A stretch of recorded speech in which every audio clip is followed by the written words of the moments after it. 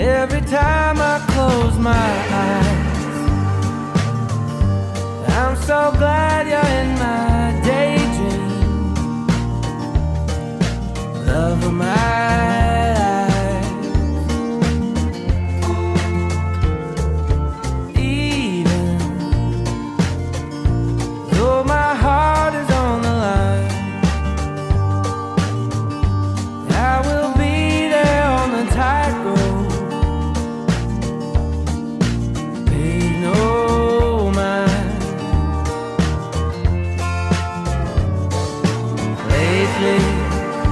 There's an overtone soaked in golden revelry. No one can control us. We have oceans left to see. Sunshine,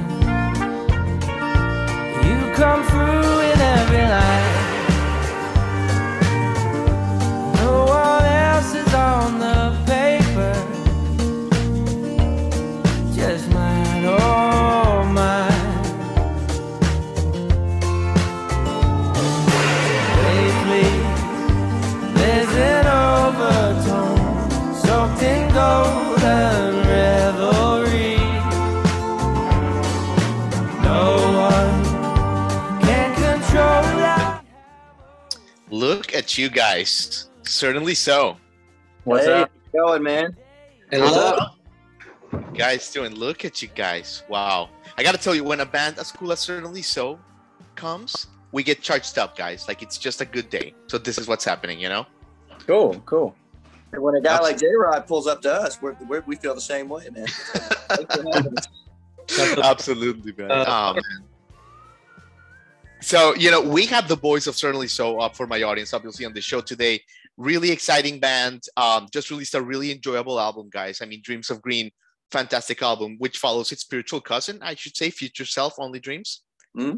I would call it like that. Yeah, it's fucking great, man. You guys are on a hot streak. So welcome to the show, guys. Yeah, thanks for having us, man. Yeah, absolutely. So, you know, before anything, I have to ask you guys, I mean, you guys have been hitting the road pretty hard this year. So let me ask, you know, maybe let me ask Colby this.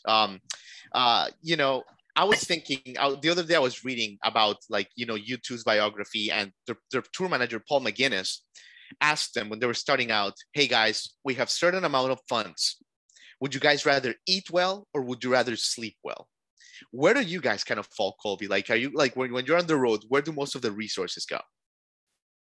Well, personally, for me, I like to sleep well. I can make it without eating. You know, I think maybe the other guys, you know, might have different priorities. But for me, it's you know, just as long as we're out there and we're just doing what we got to do just to get from point A to point B to C, and just to get back home, hopefully with all the tires still on the car, and right. You know, nobody's just famished with hunger, and you know, everybody's okay. So yeah, I mean, I'd say just as long as we're okay all together, you know, we're on the same team here. You know, wherever the funds go, it doesn't matter to me.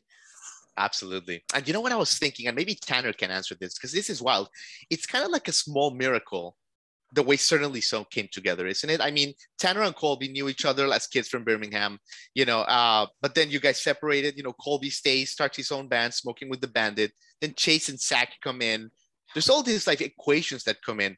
Like, Tanner, isn't it like a 1 in a billion chance that like the way that like Certainly So happened? Do you ever stop and think about that? Yes, it really is a miracle the way the things lined up. And we talk about it a lot, or I guess we haven't recently because we've been busy, but when we first started going, we just talked about how crazy it was that everything lined up, how me and Colby had been making music as kids, and then how me and Zach and Chase met, and how we had other bands and how everybody had other bands going on. And somehow the world just brought us together. You know, it's like we didn't necessarily try. It just kind of happened. Yeah, it's unbelievable. And the way Chase and Zach came in, and then like, you know, Colby's comeback, you know, like it's just mind blowing. It's like made for a movie. I love the story of you guys for sure. Thank you, man. Yeah, totally. And by the way, since I have you guys, you know, like Tanner, let me ask you this. By the way, you know, for those of us that are not from Birmingham, you know, what is it about the area that creates such great art? Obviously, you know, friends of our show, St. Paul and the Broken Bones, are from the area, Alabama itself. and now you guys, but there's a long list. What is in the water there in Birmingham? Like explain to my audience, like, why is this such like an underrated musical gem in North America, you know? You know, that's a good question. I don't know. Maybe it's the amount of fluoride in the water. You know, it keeps everybody's teeth white and they notice fast. No, I don't know. It is a good question because there's a lot of good bands. Like even on a smaller level, like some bands like the Brook and the Bluff and the Brummies are also both from Birmingham, and they're kind of blowing up right now. Yeah, hard to say. Colby, I mean, what do you think? I don't know, man. Birmingham's always been the little brother, little sister to the Nashville scene or the Atlanta scene. So, you know, I do feel that it does get overlooked, but there is so much good music down there. You know, I think one of the big differences, though, in terms of like, I don't think that the live music, I don't think people appreciate it as much as they do in other cities. But there's plenty of music, man. And outside of the music, just the art itself, there's so much going on in Birmingham. And over the past 5 or 10 years, they've been really developing a lot of the infrastructure and adding a lot to it. So I expect it to, in the next 5 or 10 years, to really start taking off and be a real power player in terms of music cities, at least in the South. I agree. Maybe the fact that it's not such a huge music scene on paper is what makes it good for creating music, you know, because you kind of have a little less pressure than being a Nashville band or an Atlanta band or something, you know, kind of feel like you have to live up to a certain image. In Birmingham, you can just kind of lay low and do your thing. That makes sense. Yeah, absolutely, Tanner. That's a great point there. Where's Chase and Zach? Where are you guys at? Let me get you guys in here. We're here. Awesome. What's up, guys? Zach, where are you coming to us from? Look at that compound. This is my house in Nashville. Oh, right on. So a neighbor. Love it, guys. So, you know, Chase, let me ask you this. I mean, the way these songs came together, like the great album, the songwriting is so damn special, right? But like songs like Fool's Gold, for example, or Holy Roller, originally written for the first project. At what point do you guys realize, and maybe Tanner and Colby can also weigh in, what point do you guys realize, like, man, these songs don't fit the current project? Because I got to tell you, I'm not a musician, but if I had a song as good as Fool's Gold, I would put it out the next day. Like, man, you guys have Patience of Saints. That's a gem, you know? Yeah. So I've always been a big fan of Tanner's songwriting. So I played in bands with him in college, and him and Colby got together, and this was years after college, and I was in Nashville at the time. We're all kind of dispersed, and the first song that they sent me, they were like, we've been writing some songs, here's some demos, but the first song I listened to was Fool's Gold. And I was like, oh, this is great. Like, yeah, I'm in. That was like the pitch to join the band, was that song. And I was like, yeah, I'm totally in. And then when we got together, they had upwards of 20 songs, just really great songs that we were working out. And when we met Toby Hulbert, which was our producer, we were kind of working everything out, and they had just a ton of country Western style songs that they were going for, and they can tell you more about that. I think that was more when Certainly So kind of with just them as a two-piece. I think they were going for that Marty Robbins country Western style, you know, like a folk duo style. Yeah. And the songs kind of came together. But yeah, Fool's Gold was the first song we recorded, and we were like, it didn't really work. And yeah, I think just over time and during the recording process, we were like, I think we have 2 albums here. Yeah, I find that amazing. Like when you hear about The Who and like some of these songs, you know, Quadrophenia, that they like put in their back pocket for like a couple years. I don't know how like you guys do that, honestly. Like the patience and just like sitting on these gems and just like figuring out when they come. That's like such a magical thing to me. That's fucking amazing. You know, I'll tell you, to be honest, we're not good at sitting on them either. We like to release them as soon as possible, but usually it's somebody else telling us, hey, you guys should wait and, you know, promote it and do this and that. That's really a good idea, but we're the eager ones too. So I know how you feel. Oh my God. And let me ask Zach something here. He's been a little quiet, but we love Zach's drum. Zach as well on his drums. You guys were able to work at East Avalon in Muscle Shoals. Yep. but like what I love about this, Zach, is you guys like did it like in the heart of the pandemic, right? Like April of 2020, like when the world was like ending. Yeah. Like, what do you remember from this, man? Like you're doing this creative renaissance, and this is when people were freaking out over toilet paper, you know? Yeah. It was interesting for sure. I remember kind of, we had 6 people who were going to be in the studio, and, you know, like that was kind of the limit on how many people you wanted to have together. We didn't even know if it was right. So it was, you know, someone would cough in the corner of the room and we're like, oh, what's going on? No one got sick. We were sick. We were quarantined, I guess, you know, the 6 of us together. You know, we got a good deal on the studio. We got some discounted rates, and prices. It kind of just worked in our favor because no one had anything going on and the studio was cheaper. Right. Yeah. I love that. Anything to add there, maybe Colby, about that time in April in Muscle Shoals? Yeah, man, it was strange. It was, you know, because we had all these songs going, and when we're trying to book shows and we're trying to get the ball rolling, and then everything kind of stopped, and then it was just like, okay, we're sitting on all these songs. We don't have anything recorded. So the craziest part was just how the opportunities lined up. How I think Zach met Toby, and then Toby knew of Colin Lott, you know, who lives in Muscle Shoals, who has access to the studio. And then, like he said, with the discounted rates, it was just kind of like, okay, well, we can't really do anything else. So we might as well do it at this point. So, you know, as bad as the pandemic was around the world, for us, specifically for that moment in time, it kind of worked out in our favor, which is weird to say.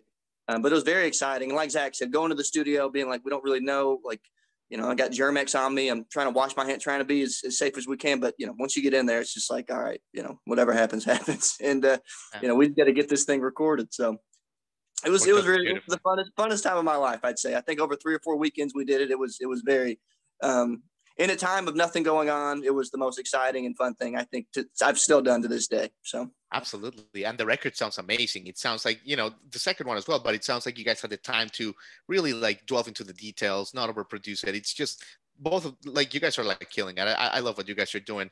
Let me ask Tan and Chase, let me ask you guys about social media for a second, because recently, you know, Florence Welch of Florence and the Machine, she came out and she publicized what her label is telling her that she has to do to promote her singles. And it involves a bunch of TikTok, all that bullshit that's going on nowadays. You guys seem like, you know, old school creatives. Your music certainly speaks to it. What do you think of like all this like creative energy that like musicians and troubadours and songwriters have to put now into just creating content? Like, does that worry you a little bit? I think it worries me a little bit in the sense of, it seems like the whole industry is changing, you know, like it's better to get a TikTok hit than it is to get a radio hit nowadays, you know? And so it's changing the mindset of artists and musicians in general, because the goals are changing. So yeah, it's kind of worrying because we kind of suck at social media anyway. Like we don't really doing. You guys are pretty good. I checked you guys. You don't sell yourself short, Chen. We do our best, but it's not without a lot of thought. You know, but what I'm trying to say, I guess, is we feel like we're already kind of behind the curve in terms of social media, and now the whole social media game is changing. So yeah, I guess it's kind of worrisome because it's like we gotta step it up, you know, like our TikToks, we gotta, you know, get on that. We haven't even really broken that bank open, but yeah, I get it. You know, the record labels are pushing for that because that's where all the attention is. And it is. You know what you gotta do? You gotta get Chase to recruit like an 18-year-old, you know, around Belmont University to like handle all your stuff. That's what you guys gotta do. That would make it easy. Oh my God, Chase. And by the way, let me ask you, Chase, a little bit about the creative process. I haven't asked you about your creative process, which is great. I mean, if you guys don't mind sharing, because I mean, I remember the boys from Green Day, for example. I talked to them like 10 years ago already, but they would tell me that they would get together and just jam. They would sit down for a few days at the beginning of an album or a cycle, not worry about putting a microphone interface, Chase, and just like play instruments and just like fucking see what happened out. Is this similar to like Certainly So's approach? Like when something starts, what is the creative process for Certainly So? Well, for the first album, it was definitely like, all right, we have all these songs. Let's just jam. Let's figure out our sound and really just have fun. I think it was obviously before we had released the first album, there was absolutely no pressure. We were just happy to be there, happy to be recording, happy to be in a studio. I mean, that was, and working with Toby, who had worked with such great artists and had worked at Abbey Road for years in London and had worked with Dave Cobb in Nashville. It just gave us all these resources that we never had. So we were just kids in a candy shop, especially in the studio, just like learning on the fly and really just having fun. And then the second album, it was recorded in my basement and with Colin Lott, the engineer. And yeah, the process is really, we all just kind of present a song and then we just jam out and try not to put a lot of pressure on it. We just try and be creative. Honestly, we don't particularly want to put out something that has already been done or that sounds like someone else. We're really just trying to have fun. Do you guys have any input on that? Yeah, man. It's all about having fun. You know, there are times where we have songs that all come together with us four at the same time. There's times where I have a song I'll bring. A lot of it, Tanner has songs he'll bring. Me and Tanner will have a song that we'll bring. You know, this Dreams of Green is Chase's first song that he wrote. That's like all him, and we brought it in. So we add the auxiliary parts and we add, the harmonies. We figure out, okay, how do we get the most juice out of this thing? So it's really cool. There's a lot of ways it can go about coming to a song. It's like we don't all have to be all four at the same time using our minds to make a song. We can and we do, sure. But we do have these other options where a song can start in this one corner and then it spreads out to the other four. And then that's how we build it and then do it that way. And like Chase said, without having the pressure on it, right? I'm always terrified when I bring a song up. I'm like, oh, I hope it's good enough. But then once everybody gets their hands on it, that's when it becomes what it's supposed to be. It's very exciting. It's very fun. So I love the creative process that we have. And now that we're all going to be in Nashville here in the next week or so, I do expect us all just to have moments of, we just wrote 10 songs all together from the jump. All these new songs were all of us at the same time. So it's going to be very exciting. Amazing. Well, you guys have been super generous with your time. Tanner, let me leave you with this. Obviously, Dreams of Green is such a goddamn great album. It begs to be played live. You guys have been on the road a little bit. What's going on in the next 6 to 8 months? Are you guys going to hit every corner of the US? What's going on here, Tanner? We are going to hit every corner of the US, starting with Wisconsin and Iowa. Perfect. Love it, guys. Well, super stoked. Congratulations, guys. I don't say this lightly, not pulling your shins here, but both albums, there's not a bad track in it. The songwriting is pristine. It's incredible listen. So congratulations, guys. You guys are killing it. Thank you.